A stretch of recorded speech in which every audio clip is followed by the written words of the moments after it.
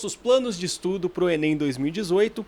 Especificamente esse vídeo a gente vai falar sobre filosofia. Sim, eu anunciei em minhas redes sociais, na barra sempre tem um, né, para começar bem aí os nossos estudos. Anunciei também na barra comunidade, né, que é na aba comunidade aqui, tá calor pra caramba aqui no YouTube. Falei que a gente ia fazer filosofia, muitos de vocês já pedem desde o ano passado, eu falei, vamos fazer. Vai ser naquele mesmo esquema que vocês conhecem muito bem em história, que é aquele esquema tudo detalhado, com informações aqui na tela que vocês gostam muito, que vocês sempre falam para nunca abandonar esse estilo, esse tipo de aula, essa didática. Então vai ser assim mesmo, do jeito que vocês conhecem, ok? Lembrando que eu também tenho uma plataforma de estudos em história, né? É o História 10, eu vou deixar o link aqui na descrição para quem quiser fazer o extensivo Enem 2018 lá comigo no História 10, a plataforma tá muito bacana, as aulas começam agora, se você tá vendo esse vídeo antes assim das aulas começarem, mas no dia 1º de fevereiro de 2018, se você estiver vendo depois não tem importância, dá para ir lá também, correr atrás, tem videoaula, tem exercício, tem mapa mental, tem monitoria, tá muito bacana, ok? Hoje a gente vai falar de filosofia e eu vou deixar uma data específica com vocês, que vocês me conhecem bem, vocês sabem que eu gosto de uma organização, por mais que às vezes fica complicado por conta do trabalho que eu tenho fora daqui do YouTube, fora da internet, que eu pretendo, como eu já falei para vocês, esse ano eu vou focar muito aqui na internet, muito aqui no YouTube, então vocês vão me ter aqui muito bem. Eu gosto de focar datas, assim como eu foquei para as datas de história do ano passado. Quinta-feira, às 20 horas sai a aula de filosofia daqui até o Enem. Então vamos começar. Hoje o nosso tema da aula, a gente vai começar, né? Eu vou ver se eu deixo na descrição aí para vocês o link com a ementa, tá? Com conteúdo programático que eu fiz. Eu vou ver se dá para deixar aí na descrição para vocês baixarem, para vocês verem o que vai vir por aí. Algumas coisas podem ser acrescentadas, algumas coisas podem ser retiradas, mas acho que mais acrescentadas do que retiradas. Então a gente está aqui organizando tudo, tá? Não deixe de baixar aí essa ementa que eu vou deixar para vocês, ok?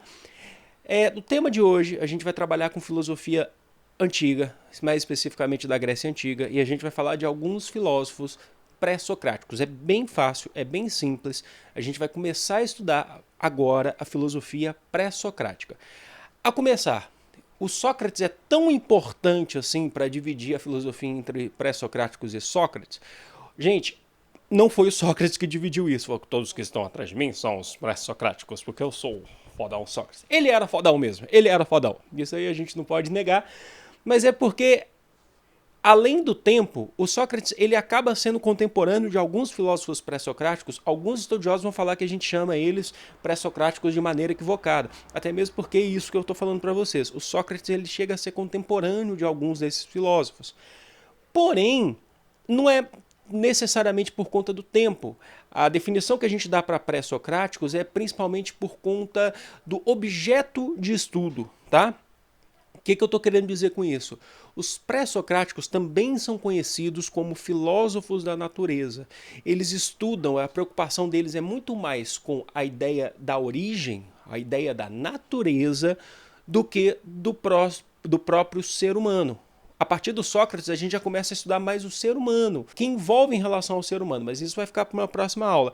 Os pré-socráticos, eles estão mais preocupados com a ideia da natureza, a ideia do universo, a origem de todas as coisas, entenderam? Por isso que a gente dá esse nome de pré-socráticos. Ou então vocês podem chamar de filósofos da natureza, se vocês acham também que não é um termo muito legal chamar de pré-socráticos, mas não tem importância. Para identificação, pré-socráticos acho que é bem bacana. E é importante para nosso curso de filosofia, entender alguns termos, tá? Que lá na frente eu vou falar mais termos e eu quero que vocês já saibam bem desses termos, para não ter que ficar explicando mais de 1000 vezes, porque eu acho que vai confundir muito a cabeça de vocês. Os pré-socráticos eles já iniciam com alguns termos que são interessantes, que são importantes para a gente. Inicialmente, a gente começa falando de um dos termos que são bem usados ali, um termo pelos pré-socráticos, que é a physis. Simples, gente. Eu não estou aqui, você sabe que eu não estou aqui para complicar. Não é para complicar, é para explicar. A physis, que vem de física, que vocês conhecem muito bem, representa o quê? Os fenômenos da natureza. Então, Pra gente, os pré-socráticos, eles vão tentar estudar mais a natureza. Um dos objetos de estudo deles é a física, é a physis. Por que acontece isso? Por que a velocidade de tal coisa? Tanto é que muitos deles são matemáticos, muitos desses filósofos. Então é estudar a natureza como ela é, ok? Um outro termo muito importante para estudar os pré-socráticos é a arquê. O que significa arquê? Vocês já começam a lembrar um pouquinho da palavra, do termo, do estudo, né, da arqueologia. Que a arqueologia, basicamente, são os arqueólogos têm como trabalho tentar investigar, tá, os segredos dos nossos antepassados, as suas estruturas, o que eles deixaram, o início de tudo. Arquê vem muito do início. Então, sabendo que arquê tem conotação da ideia do início e a physis tem a conotação da ideia da natureza, arquê da physis, o que a gente está querendo estudar? O início dessa natureza, o surgimento do mundo, o surgimento do universo, entre outras coisas. A gente está falando de uma filosofia que ela está cada vez mais se distanciando da mitologia. Tá? Eles estão tentando seguir uma lógica racional, está ligado mais à razão. Então os pré-socráticos eles estão tentando estudar a natureza, o universo, o início de tudo isso, as origens de tudo isso através de uma lógica, de uma razão, tá? Então a gente não vai colocar necessariamente a ideia da mitologia aqui, os seres mágicos, a criação do mundo através de deuses ou de titãs. Não é isso que a filosofia está estudando. Ela está, nesse momento que a gente está falando, ela está se distanciando disso. Lógico que inicialmente os primeiros filósofos vão ter sim uma influência, talvez de seres mágicos ou alguma coisa assim. Por exemplo, em Mileto surgiu um dos maiores filósofos pré-socráticos, na verdade é considerado o primeiro grande filósofo, que é o Tales de Mileto. O Tales de Mileto identifica que a coisa mais importante que a gente tem no mundo é a água, porque ele percebe que, para vocês que assistiram a aula de Egito Antigo aqui, porque ele percebe no Egito que o rio Nilo, né, que é a famosa dádiva do Egito, é a condição necessária para a sobrevivência dos habitantes do Egito. Assim como também o mar Mediterrâneo, ele faz a Grécia crescer, principalmente através do comércio, as trocas comerciais. Você precisa de água para poder sobreviver. Então, ele identifica que é muito importante a água. A coisa mais importante para o Tales de Mileto, trabalhando com essa ideia de natureza, é a água. A água é a origem de tudo para ele. A água é tudo que faz você sobreviver. E aí você tem relação, sim, com a mitologia, por conta dos deuses, né? Os primeiros titãs que surgiram, que tinham relações, por exemplo, Cronos, o tempo, nós tínhamos o oceano também, que era a coisa mais importante. Outros filósofos lá na frente vão vir e vão falar de outras coisas, porque tem o ar, tem não sei das quantas, que vão falar que outros elementos são mais importantes. Mas é importante vocês saberem, falar sobre o Tales de Mileto, mesmo que de uma maneira rápida, para entender que eles estão falando da natureza, eles estão falando da physis. Porém, agora, a gente vai trabalhar com dois dos filósofos mais importantes aí dos pré-socráticos. Mais importantes e também mais legais que a gente tem na história. Inicialmente, a gente trabalha com um filósofo aí chamado de Heráclito de Éfeso. É importante saber, tá? Isso aí tá coçando o nariz aqui. Importante saber que, às vezes, Éfeso é a cidade do filósofo. Isso é muito comum na filosofia grega e na filosofia depois medieval, tá? A gente vai ver isso, que o filósofo ele leva o nome da cidade da onde ele veio. Tales de Mileto, Heráclito de Éfeso. O que é importante falar sobre o Heráclito de Éfeso? Estudando essa ideia da physis, da natureza, o Heráclito ele vai vir com uma contribuição, uma ideia muito importante, que ele vai falar que tudo está em processo de transformação. Olha só, prestem bem atenção. É o que ele vai chamar de devir, tá? O que faz as coisas se transformarem. Segundo o Heráclito, olha só, nada é. Tudo está por vir a ser, porque o mundo está se transformando o tempo todo. As coisas se transformam o tempo todo. Nós nos transformamos o tempo todo. É dele que vem aquela ideia de que não é possível se banhar duas vezes no mesmo rio, porque o rio não é o mesmo na segunda vez, porque as águas que correm, que você banhou na primeira vez, elas já são outras. E você também, o seu corpo já é outro quando você está se banhando pela segunda vez, porque a gente está em processo de transformação, tá? Esse processo de transformação ele vai chamar de devir. Então você não pode definir necessariamente as coisas porque elas estão se transformando. A natureza é um processo de transformação. A gente não define porque nada é. Tudo estar por vir a ser, é o que o Heráclito defende. E o que faz esse devir? O que transforma esse devir? Agora é um ponto muito importante para entender aí o Heráclito, né? O Heráclito de Éfeso. Porque assim, as coisas só se transformam do nada? Não, vocês lembram que ele está estudando a arque, ele está estudando tudo, ele está estudando a origem. Filósofos pré-socráticos se preocupam muito com essas mudanças, com essas transformações do cosmos, essas transformações do mundo. Então, o Heráclito, ele identifica que o que faz o mundo se transformar é a tensão entre os opostos. Então, o Heráclito, ele é conhecido, ele é considerado um dos grandes pais da dialética. De maneira bem tranquila para todo mundo entender, dialética significa contradição, opostos, diálogo entre opostos, ideias entre opostos.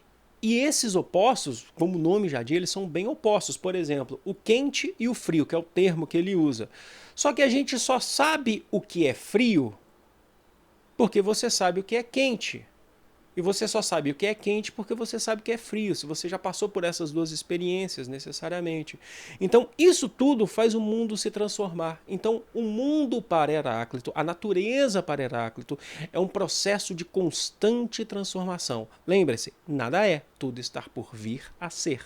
Olha só, mas falando dessa questão dialética, o Heráclito, a ideia do Heráclito vai sofrer também com a dialética, principalmente através de um outro filósofo chamado Parmênides de Eleia, que vai ser contemporâneo ao Heráclito, mas agora ele está na região de Eleia, que se eu não me engano ele está ali ao sul da Península Itálica, região que era colônia grega, inclusive, tá? O Parmênides ele vai tentar refutar as ideias do Heráclito.